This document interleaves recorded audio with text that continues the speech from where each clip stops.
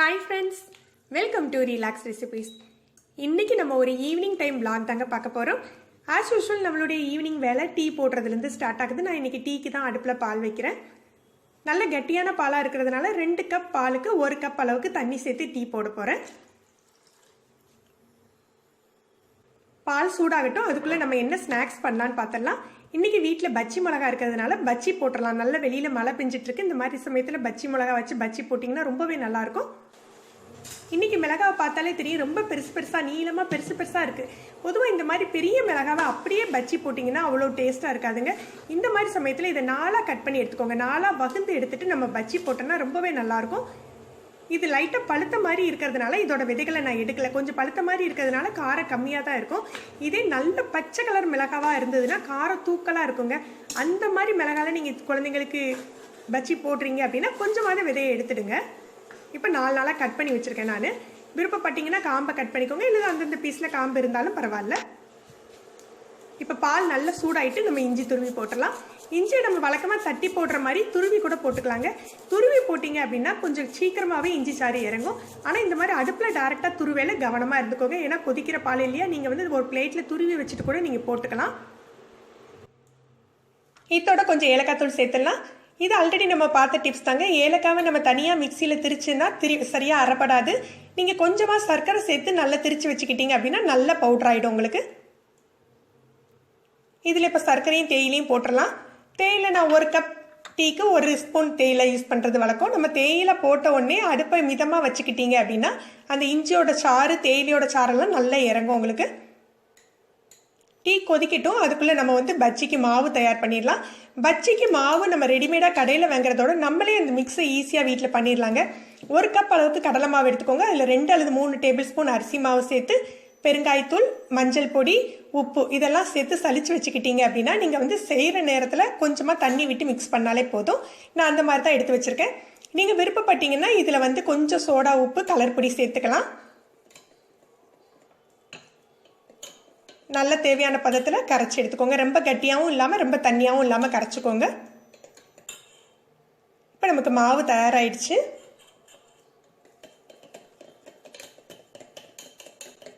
நான் இன்னைக்கு கலர் பொடி எதுவும் போடலைங்க. கொஞ்சமாக மஞ்சள் தூள் தான் போட்டு அந்த மிக்ஸில் தயார் பண்ணி வச்சுருக்கேன். இப்போ நமக்கு டீயும் ரெடி ஆகிடுச்சு, மாவும் ரெடி ஆகிடுச்சு. நம்ம பஜ்ஜியெல்லாம் பொரிச்சு எடுத்துடலாம். நல்ல எண்ணெயை காய வச்சுட்டு நம்ம பஜ்ஜியை பொரிச்சிடலாம். பஜ்ஜி பொரிக்கிறதுக்கு எண்ணெய் நல்ல சூடான பிறகு மிதமான தீயில வச்சுக்கோங்க. எண்ணெய் சூடு இல்லாட்டி மேலே உள்ள தோலெல்லாம் வளண்டுரும் உங்களுக்கு. மாவு தண்ணியாக இருந்தால் கூட மாவு வந்து ரொம்ப நெகிழ்ந்து போய் இருந்தாலும் உங்களுக்கு வந்து அந்த பஜ்ஜியில் அந்த மிளகாயில் ஒழுங்காக பிடிக்காது உங்களுக்கு. அதனால் பதமாக கரைச்சி எடுத்துக்கோங்க. தோசை மாவு பதத்தில் இருந்ததுன்னா உங்களுக்கு கரெக்டாக இருக்குங்க.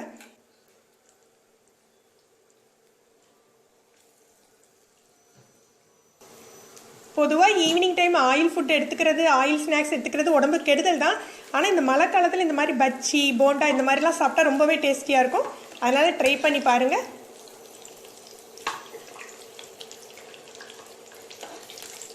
இப்போ நல்லா பொரிஞ்சிடுச்சு உங்களுக்கு. இதெல்லாம் எடுத்துடலாம் நம்ம. நல்ல கலர் பாருங்கள், நல்ல கோல்டன் கலரில் வந்துடுச்சு. இதை எடுத்து வச்சுட்டு நம்ம அடுத்த இட உடனே பொரிச்சிடலாம். என்ன சூடாக இருக்கையில் பொரிச்சோன்னா டக்கு டக்குன்னு நம்ம பஜ்ஜி பண்ணி முடிச்சிடலாங்க.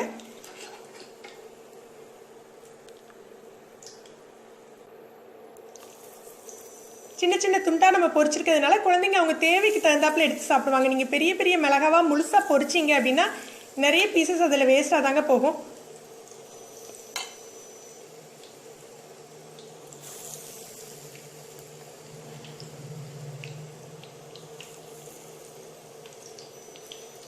இப்போ அடுத்த இட போட்டாச்சு. மீதி கொஞ்சமாக மாவு இருக்குதுங்க. இந்த கொஞ்சம் மாவில் வந்து நம்ம வழக்கமாக வெங்காய பஜ்ஜி, உருளைக்கிழங்கு பஜ்ஜி போடுவோம் இல்லையா, இன்றைக்கி அதுக்கு பதிலாக ஆனியன் ரிங்ஸ் மாதிரி பண்ணலாம். அதுக்கு எப்படி கட் பண்ணலான்னு பார்க்கலாம். வெங்காயத்தை கொஞ்சம் ரவுண்டாக கொஞ்சம் பெரிய சைஸாக இருக்கிற மாதிரி கட் பண்ணி எடுத்துக்கோங்க.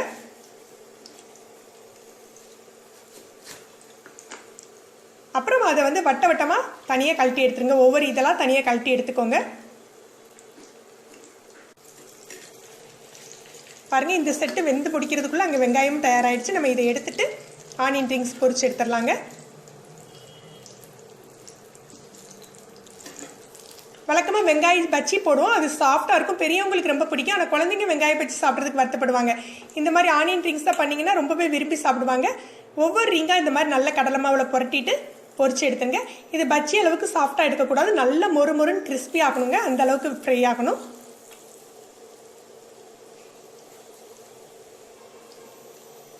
இதோட இன்னைக்கு நம்ம நைட்டு டின்னருக்கு தயார் பண்ணக்கூடிய ஒரு ஹெல்த்தி டிஃபனும் பார்த்துடலாங்க. ஏற்கனவே நம்ம ஈவினிங் வந்து நல்லா ஹெவியாக வந்து ஸ்நாக்ஸ் பண்ணியிருக்கிறதுனால பஜ்ஜிங்கிறது வந்து உங்களுக்கு நல்லா ஹெவியாகவே இருக்கும். அதனால் நைட்டுக்கு ஒரு ஹெல்த்தி டிஃபனாக பண்ணிடலாம்.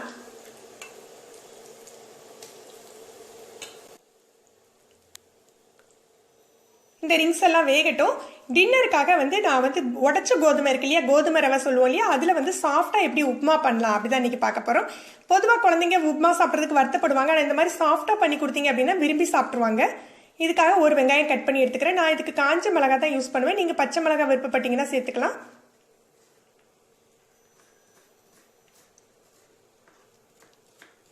கூடுமான வரை நம்ம கொஞ்சம் ஈவினிங் டைம் ஒரு 6 o'clock 7 o'clock நீங்கள் டின்னர் ரெடி பண்ணிட்டீங்கன்னா சீக்கிரமாகவே சாப்பிட்றலாம்.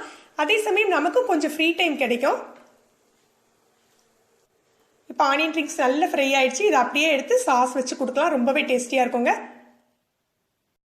குழந்தைங்க ஸ்கூல் விட்டு வர நேரம் கொடுத்தீங்கன்னா அவங்க நல்லா என்ஜாய் பண்ணுவாங்க.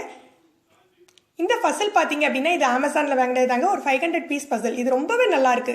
இந்த மாதிரி பசில்ஸ் எல்லாம் வாங்கி குழந்தைங்களை நம்ம என்கரேஜ் பண்ணோன்னா ஈவினிங் டைம் வந்து அவங்க டேபு டிவி பார்க்குற டைம்ல கொஞ்சம் குறையும். இப்போ நம்ம கோதுமை ரவை உப்புமா பண்ணிடலாம். கொஞ்சமாக கடுகு உளுந்தம் பருப்பு கருவேப்பிலை போட்டு தாளிச்சிக்கலாம்.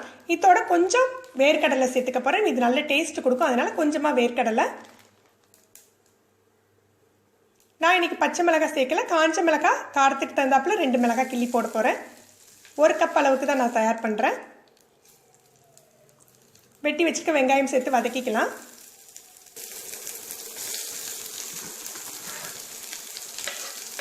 கோதுமை ரவை உப்புமாவுக்கு மஞ்சள் தூள் எல்லாம் வழக்கமாக நம்ம சேர்க்கறது இல்லைங்க. ஆனால் இப்போ நம்ம குழந்தைகளை சாப்பிட வைக்கணும் அப்படின்னா கொஞ்சம் கலர்ஃபுல்லாக இருந்ததுன்னா அவங்க விரும்பி சாப்பிடுவாங்க. அதுக்காக நான் பேருக்கு கொஞ்சம் மஞ்சள் தூள் போட்டுக்கிறேன். மஞ்சள் தூள் போடுறது எக்ஸ்ட்ரா டேஸ்டெல்லாம் கொடுக்காதுங்க, ஒரு கலருக்காகத்தான் நான் மஞ்சள் தூள் போடுறேன்.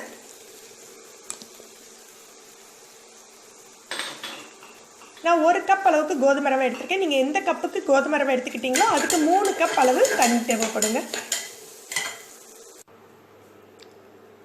இதில் தேவையான அளவு உப்பு போட்டுக்கலாம். இந்த கோதுமை ரவை உப்புமாவை நம்ம பக்கத்துலேயே இருந்து கிளறிலாம் இறக்க வேண்டியது இல்லைங்க, நம்ம ரொம்ப ரொம்ப சீக்கிரமாகவே தயார் பண்ணிடலாம். தண்ணி கொதிக்கிட்டோம். இப்போ உப்பு காரம் செக் பண்ணிவிட்டு நம்ம கோதுமை ரவையை சேர்த்துடலாம். கோதுமை ரவையை வறுக்கணும்னு அவசியம் இல்லைங்க, அப்படியே சேர்த்துடலாம். சேர்த்துட்டு மிதமான தீயில வச்சுக்கோங்க. நல்லா கிளறி விட்டு மூடி போட்டு ஒரு 8 நிமிஷம் வைக்கணுங்க. லோ டு மீடியம் ஃப்ளேமில் வச்சுக்கோங்க, ஹை ஃப்ளேமில் வச்சிடாதீங்க, லோ ஃப்ளேமில் வச்சுக்கோங்க. ஒரு 8 நிமிஷம் மூடி போட்டு வச்சிங்கன்னா நல்லா அருமையாக குக் ஆயிரும். முதல்ல செய்கிறவங்களா இருந்தால் ஒரு 5 நிமிஷம் கழிச்சு வேணால் நீங்கள் திறந்து பார்த்து கொஞ்சம் கிளறிக்கலாம். நம்ம அதுக்குள்ளே ஒரு டிப்ஸ் பார்த்துட்டு வந்துடலாங்க. நான்வெஜ் சமைச்ச பாத்திரமோ இல்லை வந்து மசாலா நிறைய சேர்த்து செஞ்ச ஃபுட்டாக இருந்தாலும் அதை வச்சிருந்த பாத்திரம் பார்த்தீங்கன்னா அந்த மசாலா வாசம் லைட்டாக இருந்துக்கிட்டே இருக்கும். என்ன சோப்பு போட்டாலும் டக்குன்னு போகாது. இந்த மாதிரி இதுக்கு நான் வந்து வெந்நி வச்சு ஊற வைக்க சொல்லுவாங்க, இல்லை சோடாப்பு போட்டு கழுவ சொல்லுவாங்க. அதெல்லாம் இல்லாமல் உடனே எப்படி அந்த ஸ்மெல்லை போக்குறது அதான் பார்க்க போகிறோம். முதல்ல அந்த பாத்திரத்தை கழுவிக்கலாம்.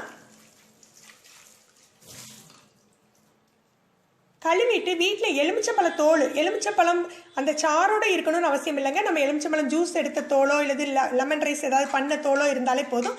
அந்த தோலை வச்சு நல்ல எல்லா இடமும் படுற மாதிரி தேய்ச்சி விடுங்க.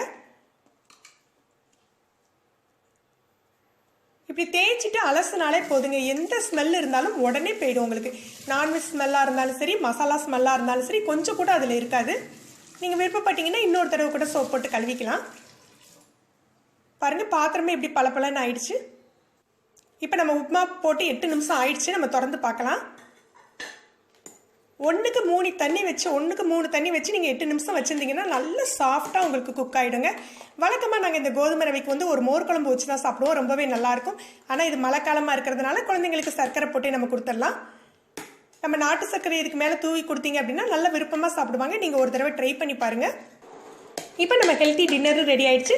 ஃப்ரெண்ட்ஸ், உங்களுக்கு இந்த vlog பிடிச்சிருந்தா லைக் பண்ணுங்கள், ஷேர் பண்ணுங்கள். இது வரைக்கும் நம்ம சேனலை சப்ஸ்கிரைப் பண்ணாதவங்க சப்ஸ்கிரைப் பண்ணி மறக்காமல் கீழே உள்ள பெல் பட்டனை ப்ரெஸ் பண்ணுங்கள். அப்போ தான் நம்ம சேனலில் போடுற புது புது வீடியோக்களோட நோட்டிஃபிகேஷன் உங்களுக்கு இமீடியட்டாக கிடைக்கும். மேலும் ஒரு புதிய வீடியோவில் உங்களை சந்திக்கிறேன். நன்றி.